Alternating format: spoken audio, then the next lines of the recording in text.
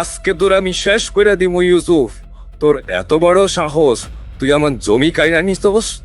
মিথ্যাবাদী, তুই একটা চরম মিথ্যাবাদী। জমি তুই চুরি করছস, তোর সাথে আমার সব সম্পর্ক শেষ। যে দুই বন্ধু একসময় একে অপরের জন্য জীবন দিতে পারত, আজ তারা একে অপরের রক্ত পিপাসু। কিন্তু কেন? সামান্য মাটির টুকরো কি সত্যি ভাঙতে পারবে বছরের পর বছর গড়ে ওঠা ভালোবাসার দেয়াল? যখন পুরো গ্রাম এই অশান্তির আগুনে পুড়ছিল, তখন এই গ্রামে ছিলেন একজন জাদুকর। না, তিনি কোনো জাদুর কাঠি দিয়ে ম্যাজিক দেখাতেন না। তিনি জোড়া লাগাতেন ভাঙা মন, ভাঙা সম্পর্ক। কিভাবে জানতে হলে দেখতে হবে আজকের এই আবেগঘন গল্প, হৃদয় জোড়া লাগানোর কারিগর। ভোরবেলা, কুয়াশা কেটে সূর্য উঠছে। পাহাড় ঘেরা সবুজ ঘেরা এই অপরূপ সুন্দর গ্রাম। গাছে পাখি ডাকছে, নদীতে হাঁস ভাসছে। গ্রামের কাঁচা রাস্তায় কিছু ছোট ছোট শিশু মার্বেল খেলছে আর হাসাহাসি করছে। এই ছোট্ট শান্ত গ্রামে বাস করতেন একজন বৃদ্ধা মহিলা।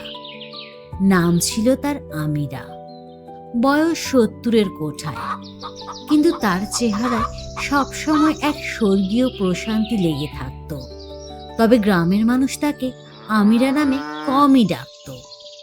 এই দেখ দেখ, আমাগো আমিরা দাদি আসতাছে। হ, আমাগো গ্রামে সবচাইতে প্রিয় মানুষ, হৃদয় জোড়া লাগানোর কারিগর। আল্লাহ তোমাকেও ভালো রাখুন। আমার সোনা বাচ্চারা সব সময় সৎ পথে থাইকো, কেমন? জি দাদি। গ্রামের মানুষের কাছে আমিরা দাদি ছিলেন এক বটবৃক্ষের মতো। যখনই গ্রামের যে কোনো দুজন মানুষের মধ্যে কোনো ভুল বুঝাবুঝি বা ঝগড়া হতো, তখনই সবাই সব কাজ ফেলে ছুটে যেত আমিরার কাছে। কারণ সবাই জানতো দাদির কথা এক অদ্ভুত ক্ষমতা আছে। কারণ সবাই জানতো দাদির কথার এক অদ্ভুত ক্ষমতা আছে, যা মুহূর্তেই মানুষের ভেতরে রাগ জল করে দিতে পারে। দুপুরের কড়া রোদ, ফসলের মাঠের সীমানায় একটা বড় আইল। সেখানে হামজা এবং ইউসুফ দাঁড়িয়ে আছে। দুজনের মুখই রাগে লাল হয়ে আছে। এই জমির সীমানা এইখান পর্যন্ত ছিল ইউসুফ। তুই ইচ্ছা কইরা কাইরাইতে কাইটটা আমার জমির দিকে 2 হাত জায়গা দখল করছস। এইটা স্রেফ ডাকাতি। মুখ সামলাইয়া কথা ক হামজা। কি কইতাছস তুই এইসব? এই জমি আমার বাপের সময় থেকে আমাগো। আমার বাপে আমারে এই সীমানা দেখাইয়া দিয়া গেছে। তুই লোভী, তুই আমার বাপের স্মৃতিরে অপমান করতাছস। মিছা কথা কইস না ইউসুফ। তোর বাপে কোনোদিনও এমন অন্যায় শিখায় নাই। তুই নিজেই লোভী হইয়া গেছস। তুই নিজেই মিছা কথা কইতেছস, আর এক পা আগে বাড়াইলে বালাল বানা কইরা দিলাম। দুজনের চিৎকারে মাঠের অন্যান্য কৃষকরা কাজ ফেলে দৌড়ে আসে। আশেপাশে একটা বড় ভিড় জমে যায়। লোকজন তাদের থামানোর প্রচন্ড চেষ্টা করে, কিন্তু দুজনের রাগ যেন কমছেই না। হায় রে আল্লাহ, ওরা তো ছোটবেলা হইতে জানে দোস্ত আসিল, এক থালায় দুজনে ভাত খাইতো, আর আজকে সামান্য জমির লেগে একে অপরে মারতে যাইতেছে। এইভাবে চলতে থাকলে তো এই বিবাদ বংশানুক্রমে শত্রুতা হয়ে দাঁড়াইব। পুরা গ্রামে অশান্তি ছড়াইয়া পড়বো। থামো, তোমরা দুইজনেই থামো। এইভাবে মাঠের মধ্যে দাঁড়াইয়া ঝগড়া করে কোনো লাভ হইব না। এই সমস্যার সমাধান এইখানে হইব না। আমাগো এই সমস্যার সমাধানের লাইগা আমিরা দাদির কাছে যাইতে হইব। চলো তোমরা। হামজা এবং ইউসুফ একে অপরের দিকে রাগী চোখে তাকিয়ে মুখ ফিরিয়ে নেয়। তারপর আমিরা দাদির কুটিরের দিকে হাঁটতে শুরু করে।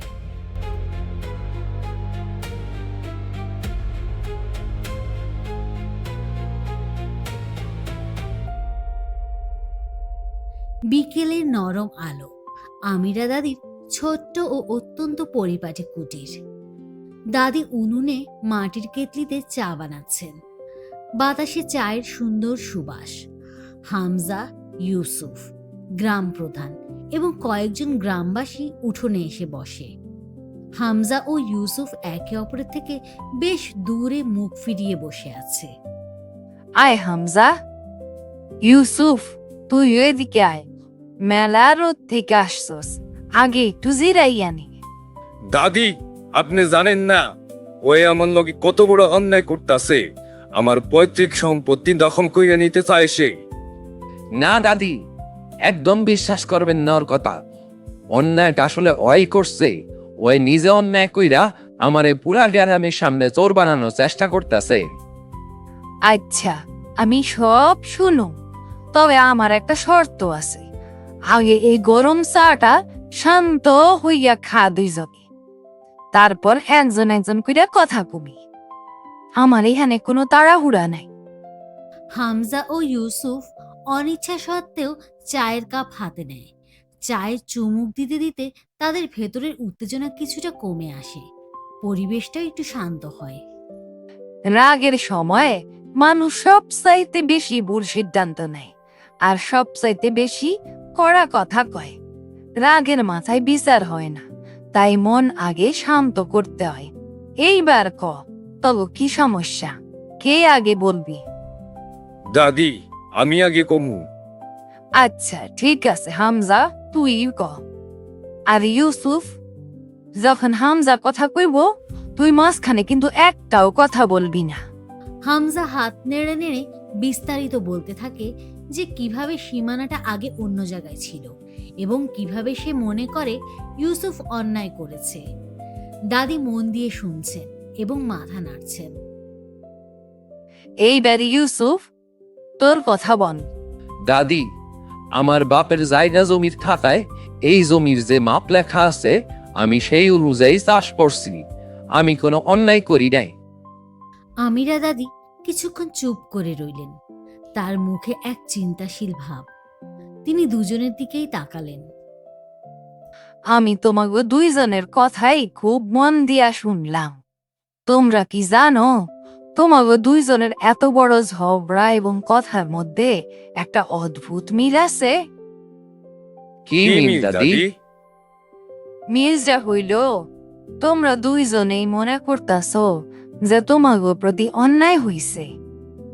তোমরা দুইজনেই নিজে করে নির্দোষ ভাবতেছ, কিন্তু সমস্যা হইল তোমরা দুইজনেই শুধু নিজেদের ভিতরের কষ্টটা দেখছো।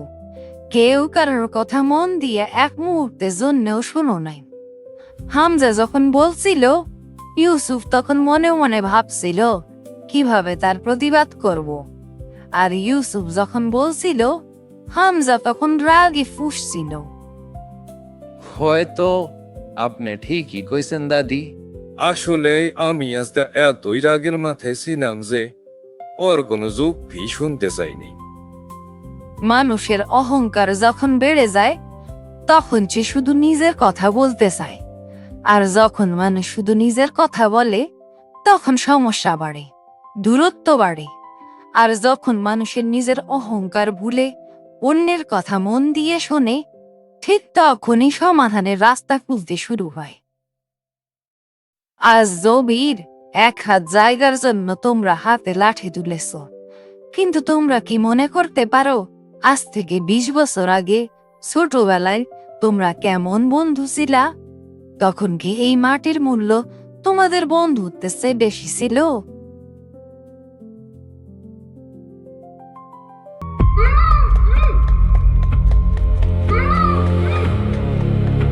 হামজা, ভয় পাইও না, আমি আসতাছি।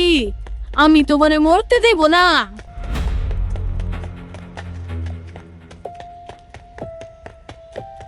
ছোট ইউসুফ নিজের জীবনের তোয়াক্কা না করে নদীতে ঝাঁপিয়ে পড়ে। অনেক কষ্টে একটা গাছের ডাল ধরে সে হামজাকে টেনে তোলে। দুজনেই নদীর পাড়ে শুয়ে হাঁপাতে হাঁপাতে হাসতে থাকে। সেদিন ইউসুফ নিজের জীবন ঝুঁকিতে ফেলে হামজাকে নিশ্চিত মৃত্যুর হাত থেকে বাঁচিয়েছিল। তাদের রক্ত আলাদা হলেও মনটা এক ছিল। গ্রামের এক চরম দুর্ভিক্ষের সময় ছিল তখন। ইউসুফদের ঘরে কোনো খাবার ছিল না। সে ক্ষুধার্ত অবস্থায় এক গাছের নিচে বসে কাঁদছিল।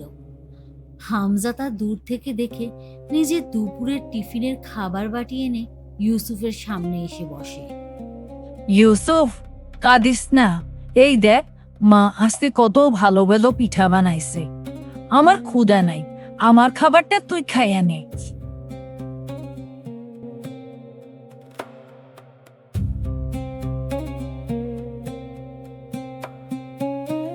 আমরা সত্যি খুব ভালো বন্ধু আছিলাম দাদি। ও আমার ভাই ছিল। হ, আমরা ভাইয়ের মতো ছিলাম, কিন্তু আজ আমরা কি হইয়া গেলাম? সূর্যাস্তের সময় আকাশ পুরো লাল এবং কমলা রঙে রঙিন হয়ে গিয়েছে। পাখিরা বাসায় ফিরছে। আমিরার উঠোনটি এক শান্ত আলোয় ভরে গিয়েছে। হামজা, ইউসুফ, তোরা তো মেলা লেখাপড়া করছস, অনেক কিছু জানোস। আমারে বলতো ক্ষমা কারে বলে? আসলে ক্ষমা কি? কাউরে শাস্তি না দিয়া তার অন্যায়টা ভুলে যাওয়া। না রে হামজা, শুধু ভুইলে যাওয়াই ক্ষমা না। কারোর উপর রাগ কইরা না থাকা? না, এইটাও পুরাটা না। ক্ষমার অর্থ তার চেয়েও অনেক গভীর।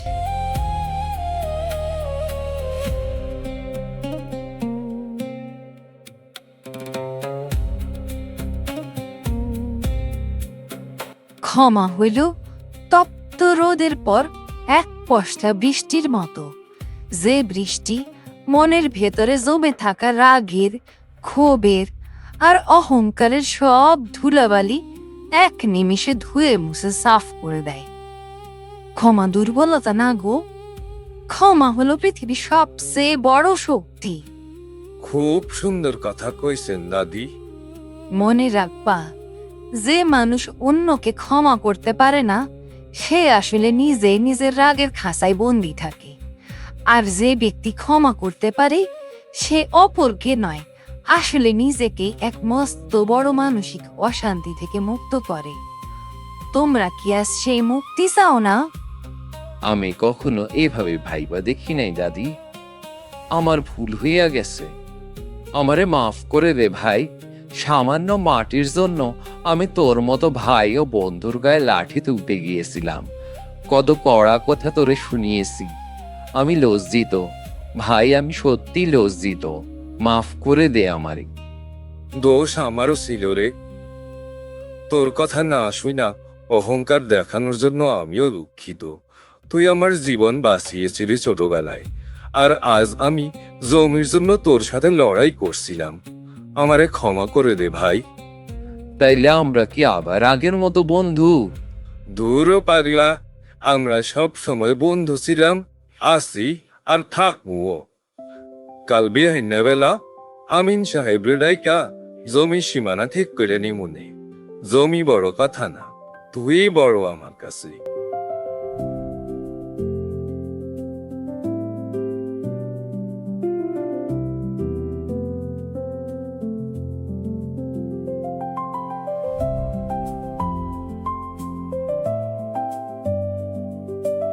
আমিরা দাদি আবারও অসম্ভবরে সম্ভব করলেন। উনি আসলে আমাগো গ্রামের রত্ন।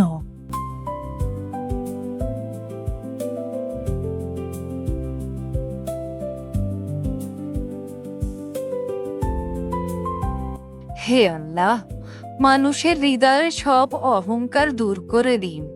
সবার মনে ভালোবাসা আর ক্ষমা করার শক্তি দান করুন। আমিন। সেদিন রাতে আমিরা দাদি আরও একবার প্রমাণ করলেন, ক্ষমা শুধু দুইজন মানুষকে নয়, বরং পুরো সমাজকে ভালোবাসার এক অদৃশ্য সুতোয় একত্রে বেঁধে রাখতে পারে।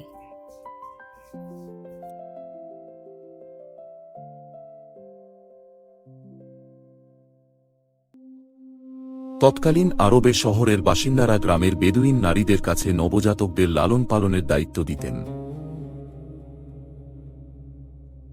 নবজাতকরা যেন স্বাস্থ্যকর পরিবেশে বেড়ে ওঠে এবং বিশুদ্ধ আরবি ভাষা শিখতে পারে, সেজন্যই এই প্রচলন চালু ছিল আরবে।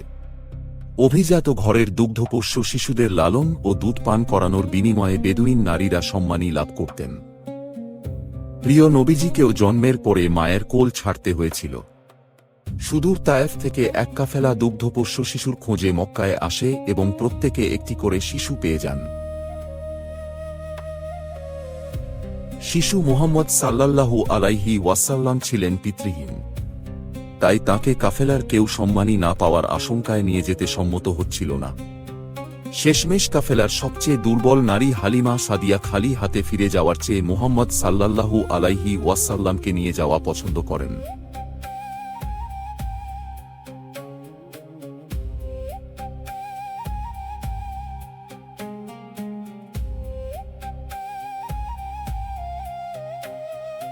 নেওয়ার পর থেকে একে একে মোবারক শিশুর বরকত প্রত্যক্ষ করেন। হালিমা রাদিয়াল্লাহু বলেন, দুর্ভিক্ষের বছর আমরা দুগ্ধপোষ্য শিশু গ্রহণ করতে মক্কায় গিয়েছিলাম। তখন আমাদের ছিল বয়স পেরিয়ে যাওয়া শীর্ণকায় 2টি উট। দুধ পেতাম না এক ফোঁটাও।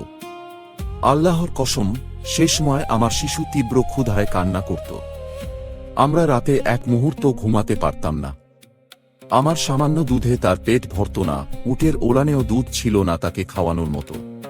শীর্ণকায় বাহনের গতি এতই ধীর ছিল যে কাফেলা থেকে বারবার পেছনে ছিটকে পড়ছিলাম।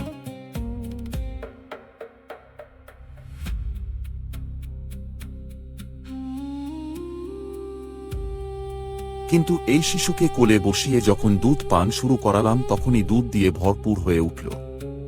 শিশুটি খেয়ে পরিতৃপ্ত হল। এরপর তার দুধ ভাইও খেয়ে পরিতৃপ্ত হল। দুধ খেয়ে 2 ভাই ঘুমিয়ে পড়ল। আমি ও আমার স্বামীও শুয়ে পড়লাম ঘুমানোর উদ্দেশ্যে, কারণ এতদিন ঘুমিয়েছি খুব সামান্যই। হঠাৎ আমার স্বামীর দৃষ্টি পড়ল উট দুটির দিকে। তিনি বিস্ময়ভরা দৃষ্টিতে এগিয়ে গেলেন। নিজের চোখকে বিশ্বাস করতে পারছিলেন না। দেখলেন উটের ওলান ভরা দুধ। এরপর তিনি দুধ দোহন করলেন, নিজে পান করলেন, আমিও পান করলাম। দুজনেই পরিতৃপ্ত হয়ে জীবনের সেরা সুখময় একটি রাত কাটালাম। এবার বাড়ি ফেরার উদ্দেশ্যে মক্কা থেকে বের হলাম। শিশুটিকেও নিলাম আমার সঙ্গে। বিস্মিত হয়ে দেখলাম আমাদের বুড়ি ও দুর্বল উট এমন প্রফুল্ল গতিতে চলছে যে কওমের সকল বাহনকে পেছনে ফেলে দিল। তখন আমার সঙ্গিনীরা বলতে লাগল, আরে ও আবু জুয়াইবের মেয়ে, তুমি তো আমাদের অস্থির করে ছাড়লে, আমাদের কি সঙ্গে নেবে না? এটি কি সেই বুড়ি উটনি আসার সময় সারা পথ যেটি আমাদের বিরক্ত করেছিল?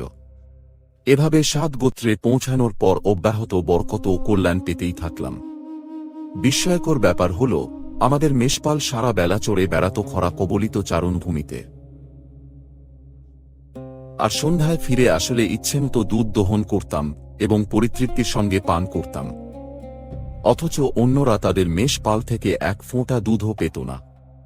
কওমের লোকেরা নিজেদের রাখালদের বলতে শুরু করল যে, তোমরা করছোটা কি? হালিমার রাখালের সঙ্গে থেকে মেষ চড়াতে পারো না? নির্দেশমতো সেই রাখালেরাও আমাদের মেষগুলোর আশপাশ দিয়ে মেষ চড়াতে থাকল। কিন্তু তাদের মেষগুলোর অবস্থার কোনো পরিবর্তন দেখা গেল না। এমন সুখের মধ্যে 2 বছর পেরিয়ে গেল। শিশুকে দুধ ছাড়ানো হল। তার শারীরিক মানসিক বিকাশ এতই চমৎকারভাবে ঘটল যে সাধারণত এরকম দেখা যায় না। আমরা তাকে তার মায়ের কাছে নিয়ে গেলাম। তাকে নিজের কাছে রেখে দেয়ার প্রচণ্ড ইচ্ছা নিজের মধ্যে গোপন রেখে তার মাকে আশ্বস্ত করে বললাম, আরও একটু বড় ও শক্ত হওয়া পর্যন্ত ওকে আমার কাছে রাখলেই ভালো হয়, কারণ মক্কায় মহামারীর কারণে আমার ভয় হচ্ছে। এভাবে তার মাকে রাজি করিয়ে আবারও তাকে নিয়ে খুশিতে হাসতে হাসতে বাড়িতে ফিরে এলাম। কয়েক মাস যেতে না যেতে এমন এক ঘটনা ঘটল যা আমাদের আতঙ্কিত করে দিল। একটু পরে তার ভাই ছুটে এসে বলল, ছুটে এসো, দেখো কুরাইশি ভাইয়ের কি হয়েছে। সাদা পোশাকের 2 লোক এসে তাকে মাটিতে শোয়ালো এবং তার বুক চিরে ফেলল। হালিমা ও তার স্বামী এক দৌড়ে সেখানে গেলাম। দেখলাম তার চেহারার রং ফ্যাকাশে, চোখে মুখে ভীতির ছাপ। আমার স্বামী ব্যাকুল হয়ে তার পাশে বসে পড়ল। আমি তাকে বুকে জড়িয়ে বললাম, কি হয়েছে বাবা? সে বলল, সাদা জামা পরা 2 লোক এসে আমাকে শোয়ালো, আমার বুক চিরে কি যেন খুঁজল, কিছুক্ষণ পর ছেড়ে দিয়ে চলে গেল। আমরা অস্থির ও শঙ্কিত হলাম, পেরেশানিতে পড়ে গেলাম। যখন তাকে নিয়ে বাড়িতে গেলাম, দেখলাম আমার স্বামীর দু চোখে অশ্রুর প্লাবন। তিনি বললেন, আমার ভয় হচ্ছে, না জানি এই মোবারক শিশুটির কোনো বিপদ ঘটে যা প্রতিরোধ করার ক্ষমতা আমাদের নেই। তাকে তার পরিজনের কাছে পৌঁছে দিলেই ভালো হবে, তারাই পারবে যে কোনো ব্যাপার সামাল দিতে।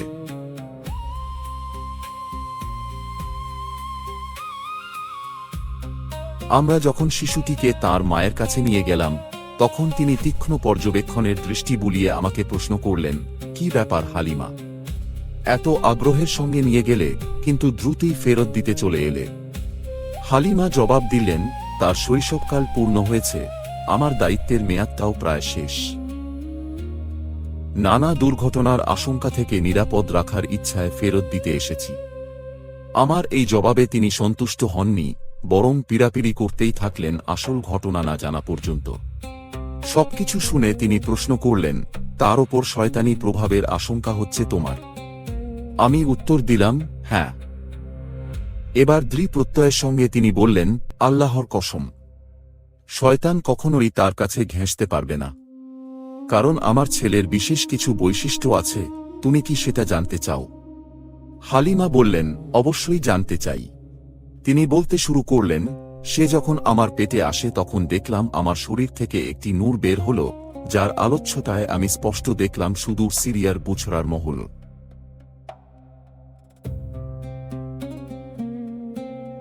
তাছাড়া সে ভূমিষ্ঠ হয়েছে 2 হাত মাটিতে ঠেকিয়ে এবং আকাশের দিকে মাথা উঁচু করে।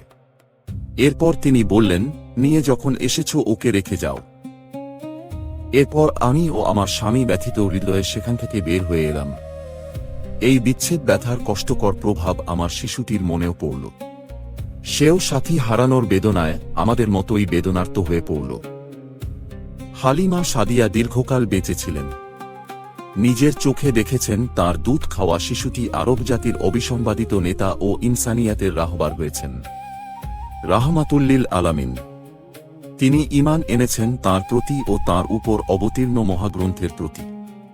একদিন তিনি উপস্থিত হলেন বিশ্বনবী সাল্লাল্লাহু আলাইহি ওয়াসাল্লামের সামনে। যেইমাত্র দুধমাকে দেখলেন, আনন্দে আত্মহারা হয়ে গেলেন রাসূলুল্লাহ। ভক্তি ও শ্রদ্ধায় বলতে লাগলেন, উম্মি উম্মি, যার অর্থ আমার মা, আমার মা। মহানবী সাল্লাল্লাহু আলাইহি ওয়াসাল্লাম নিজের গায়ের চাদর খুলে বিছিয়ে দিলেন তাঁর বসার জন্য। তাঁর আগমনে চূড়ান্ত সম্মান ও মর্যাদার প্রকাশ ঘটালেন।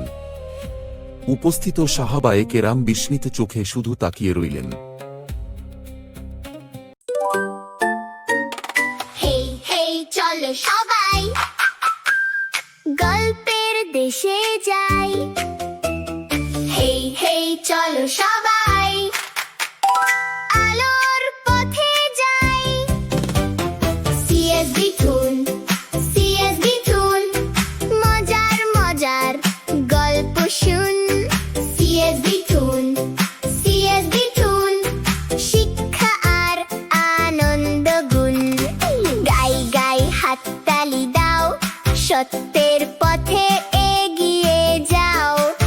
হাসি খুশির রঙিন ভুবন, সিএসবি টুন সবার আপন। নবীর